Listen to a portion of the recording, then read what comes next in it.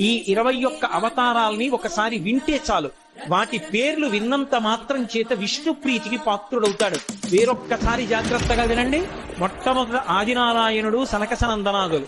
దాని తర్వాత వచ్చినటువంటిది యజ్ఞవరాహావతారం. యజ్ఞవరాహావతారం తర్వాత నారదుడు. నారదుడి తర్వాత నరనారాయణుడు. నరనారాయణుల తర్వాత వచ్చినటువంటిది కపిలావతారం. కపిలావతారం తర్వాత దత్తాత్రేయావతారం. దత్తాత్రేయావతారం తర్వాత యజ్ఞావతారం. యజ్ఞుని యొక్క అవతారం తర్వాత వృషభావతారం. వృషభావతారం తర్వాత వచ్చింది పృథు మహారాజు గారి అవతారం. పృథు మహారాజు గారి అవతారం తర్వాత వచ్చినటువంటి అవతారం మత్స్యావతారం.